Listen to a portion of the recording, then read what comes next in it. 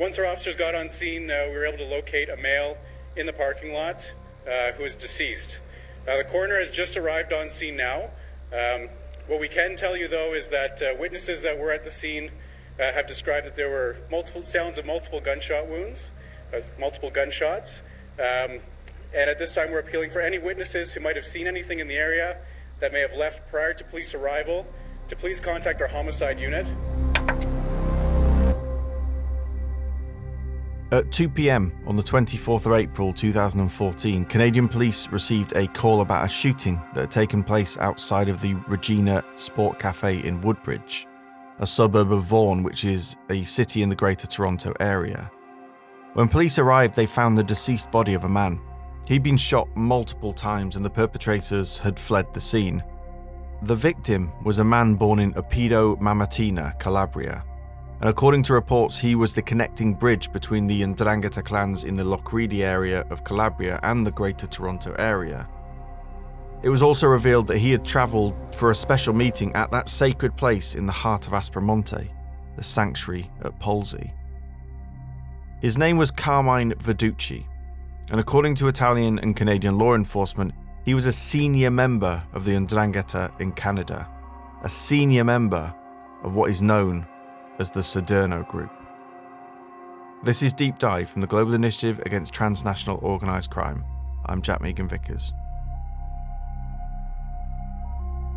Over the past few episodes, we've been in discussion with Anna Sergi, Professor of Criminology at the University of Essex, member of the GI network of experts, and author of the new book, Chasing the Mafia, Ndrangheta, Memories and Journeys.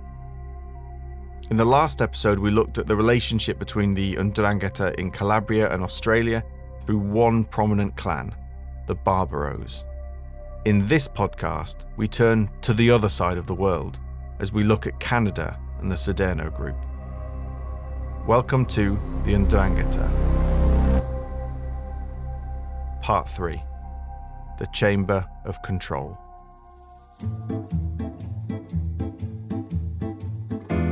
Hanno individuato e sequestrato un altro ingentissimo carico di cocaina purissima nel porto di Gioia-Tauro. They say they're looking for gang members in Germany, Canada, and up to 5 in Australia. During the investigation, our team traveled to Italy in order to seek assistance from the traditional organized crime experts, where the Ndrangheta originated. Some 500 defendants, 600 lawyers, and more than 900 witnesses in total. Italy's largest mafia trial in decades has begun.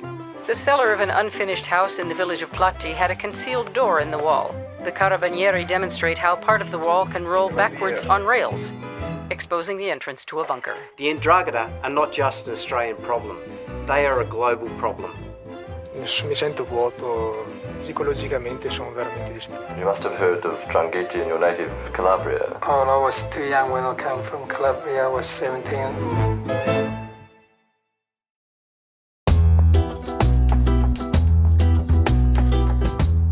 Okay, let's rewind to the first episode when we briefly mentioned a guy called Antonio Macri, known as Don Antoni. He was the undisputed Ndrangheta boss in Siderno from the 1950s and ruled the Siderno underworld for a generation. He was considered to be one of the most powerful Ndrangheta leaders in the whole of Calabria. Such was his prominence that he presided over a meeting of the Ndrangheta in 1953 at the Festival of the Madonna of Polsi, that same sanctuary in Aspromonte where this podcast series started. Historian John Dickey described Don Antoni's criminal career as formidable and tells a story about how at one of the many trials he was acquitted at, Don Antoni's criminal record ran to 900 pages, with one judge describing him in 1969 as the living symbol of organised crime's omnipotence and invincibility.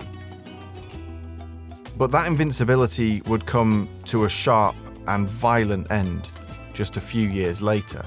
Again, in the first episode we learnt about the kidnapping season in Calabria and that this was one of the reasons the so-called First Ndrangheta War was fought.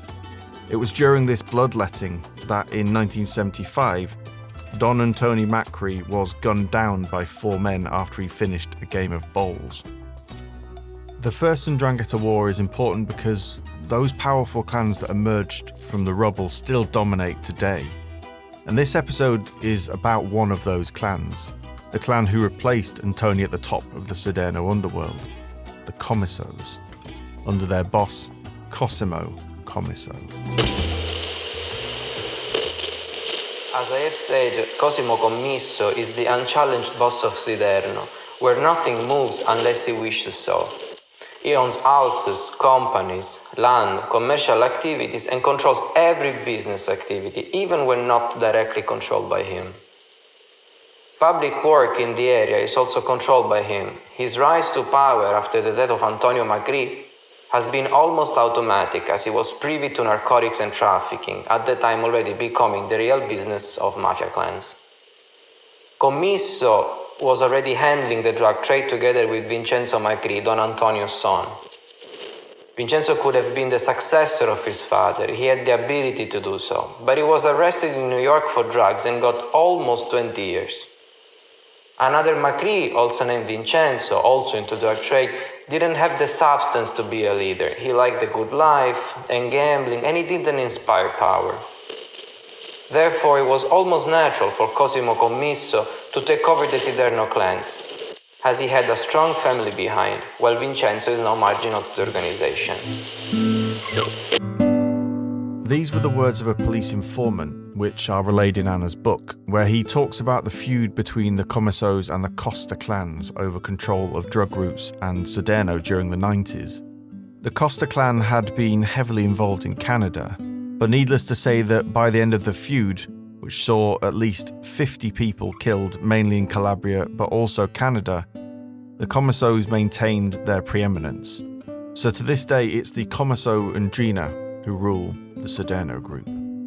The Commisso family, which is now considered one of the most important families of the Ndrangheta and one of the most present in North America, more generally, used to be involved with the five families in New York City, and New York State for the heroin trade during the so-called Pizza Connection period. So when heroin was produced, refined in Sicily and moved to America via Montreal or via New York, with the families between Canada and New York involved in the trade.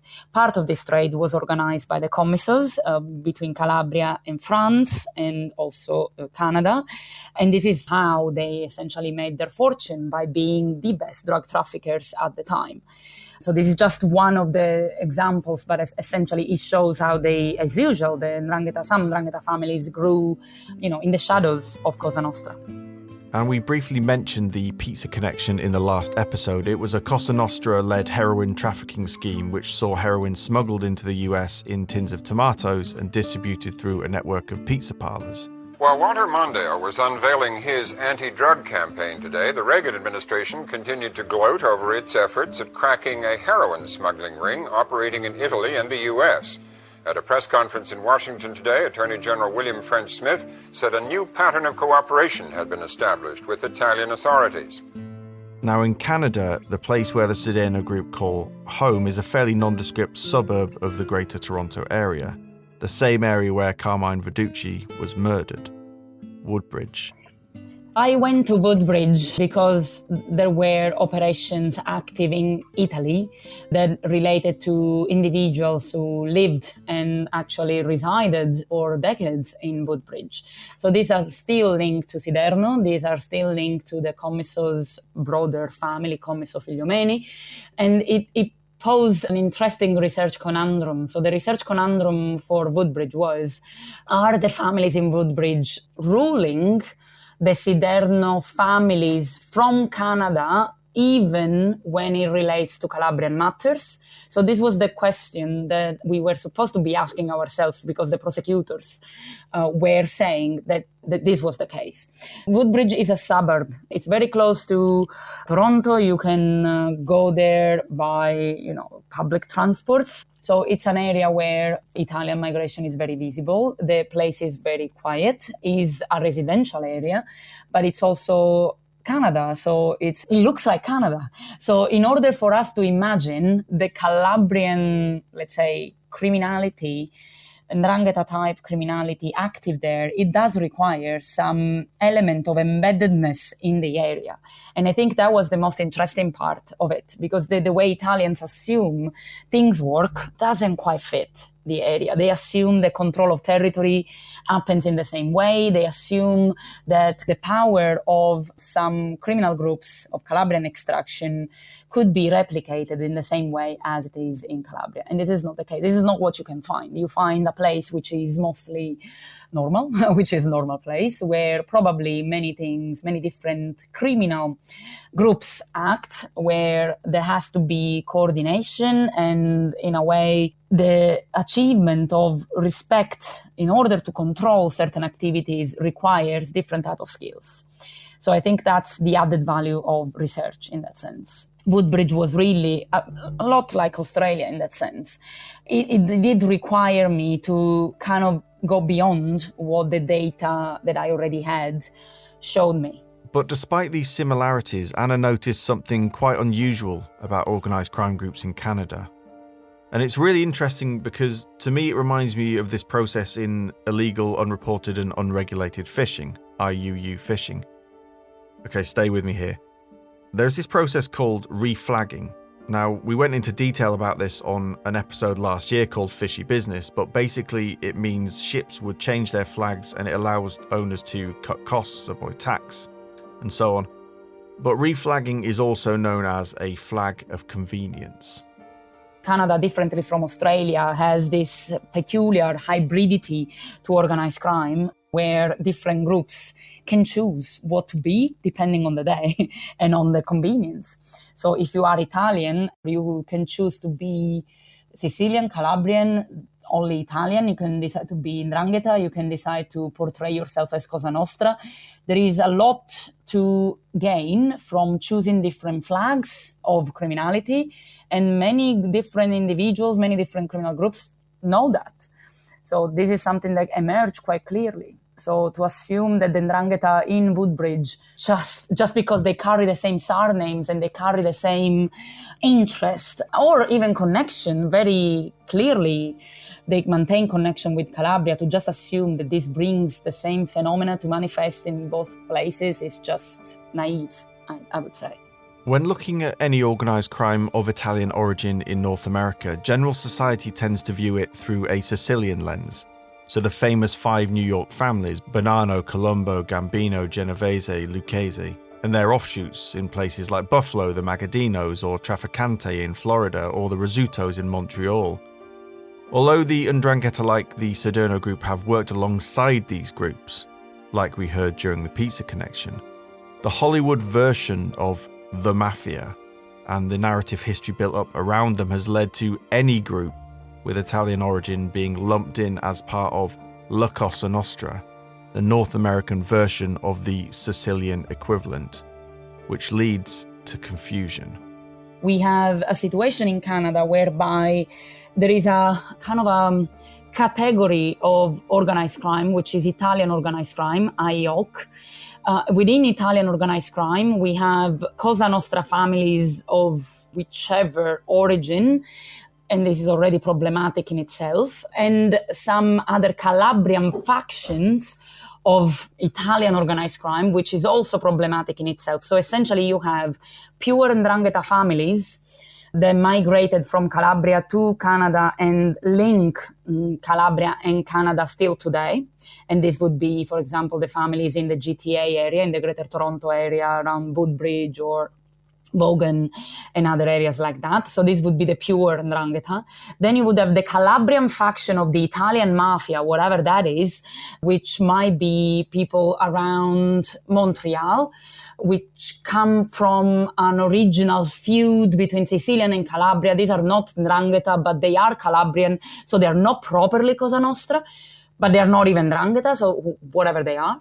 And then you have the Sicilian faction of Italian organized crime, which are just an original nostalgic form of crime, mafia style. And then you have Cosa Nostra with links with Sicily again. So it's really confusing, and it kind of goes to show how much law enforcement needs to place labels of ethnic labels still on mafias abroad. It's just insane. What is the difference between Calabrian faction and Sicilian faction in Montreal if at the end of the day everyone is Canadian?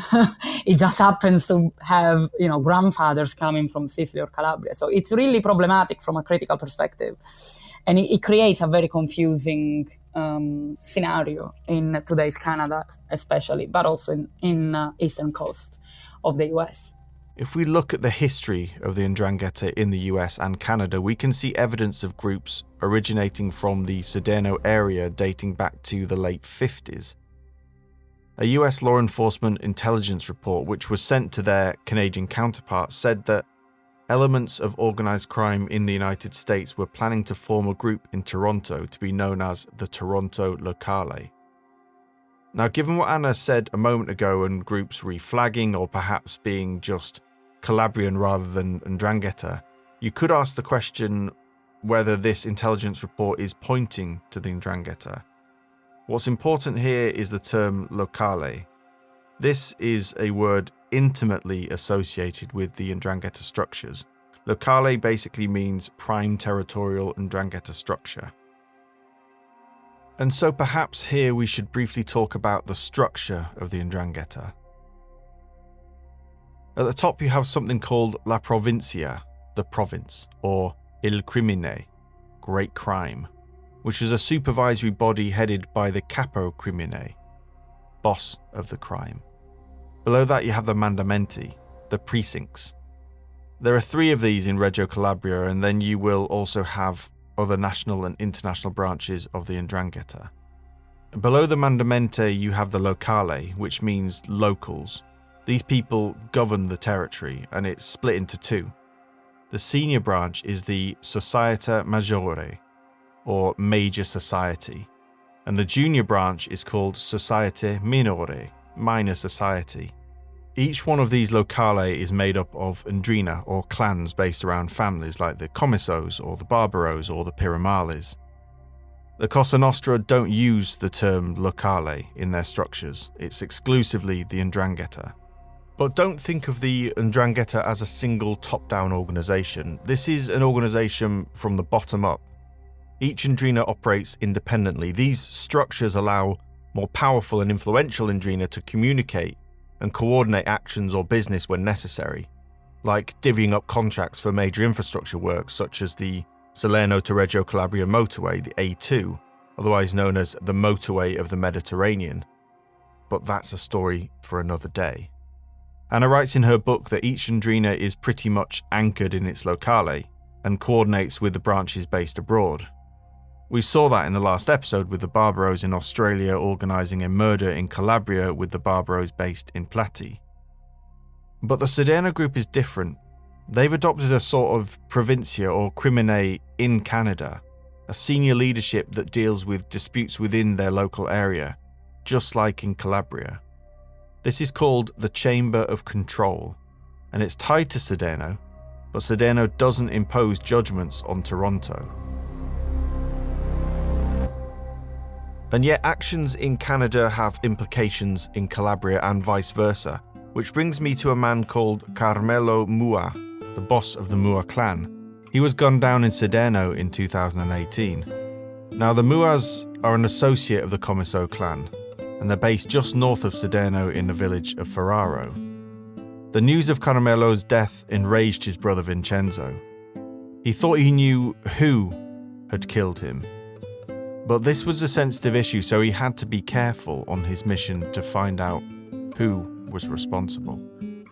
So he didn't want to cause a feud, he didn't want to cause a problem within the Siderno Group. So he went to Canada because he thought that the people in Canada, especially the brothers, the Figliomeni brothers, could be the ones telling him which way to go.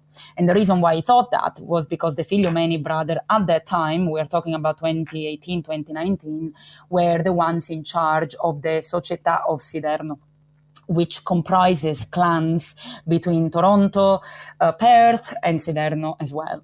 and also some of the European ones. They just happen to have dislocated power into Canada. So when he goes to Canada, what they do is not to talk openly about the murder. Neither they speak openly about the power structure in Siderno or in Canada. They simply look like they are measuring each other up. They go to dinner together. They bring each other greetings from the respective families. They discuss face creams. They discuss aging. They discuss all sorts of different things. You heard that right. Face creams. Anna relays this story in her book.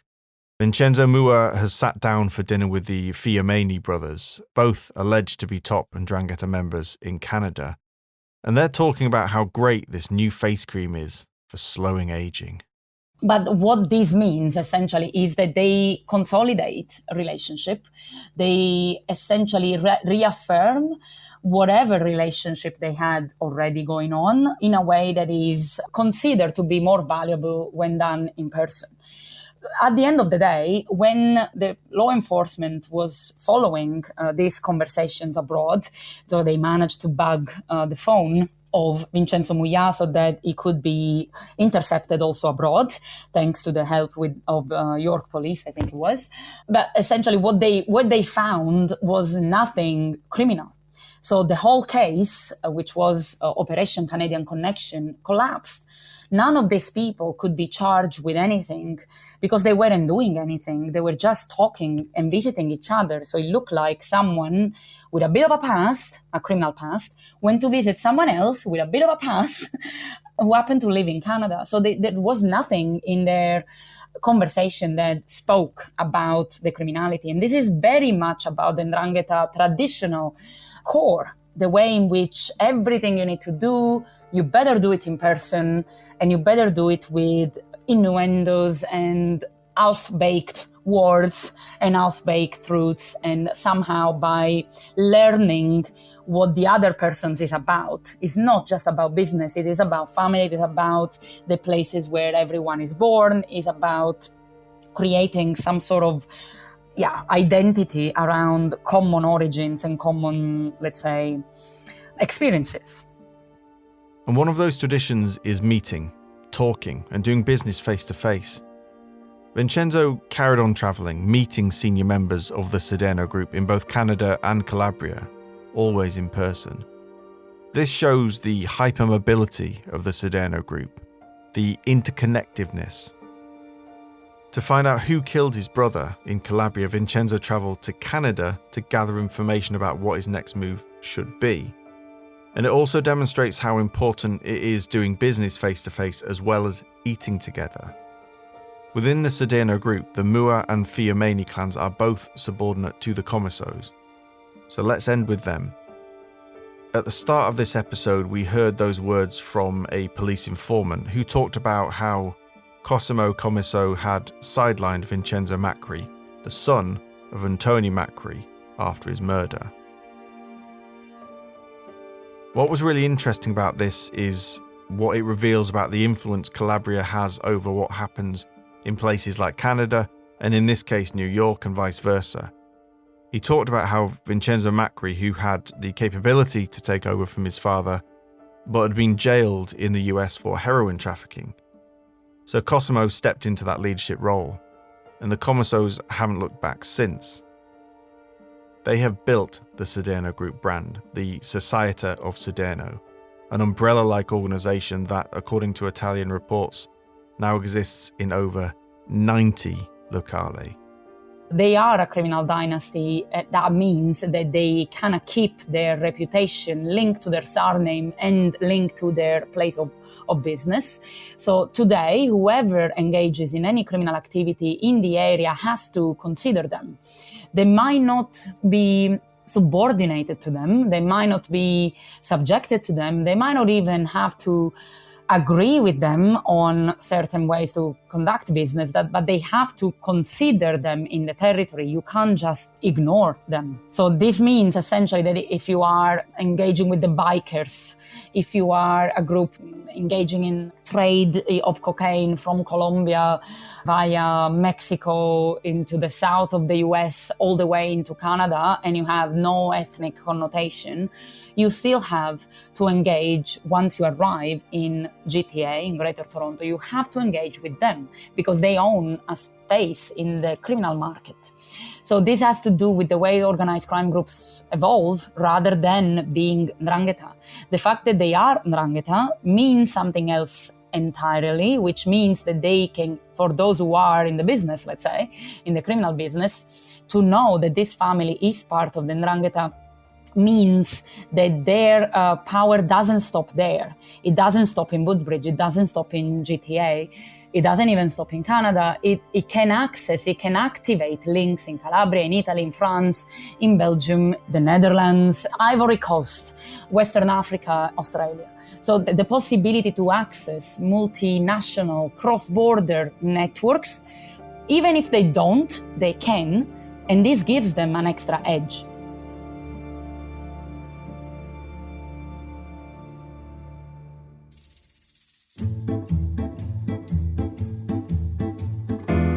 Thank you for listening to this episode of Deep Dive from the Global Initiative Against Transnational Organised Crime. You might be thinking, hold up, wasn't this the last episode on the Ndrangheta? Well, no. Turns out there'll be one more, and that will be on the port of Gioia Tauro, one of the cocaine gateways into Europe. Again, thank you to Anna Sergi for joining us for these episodes. Anna's book, Chasing the Mafia, Ndrangheta, Memories and Journeys, is available now. Go and check out our website, globalinitiative.net, where you can find all of our latest research into organised crime. We'll be back with our final episode very soon. Thanks for listening.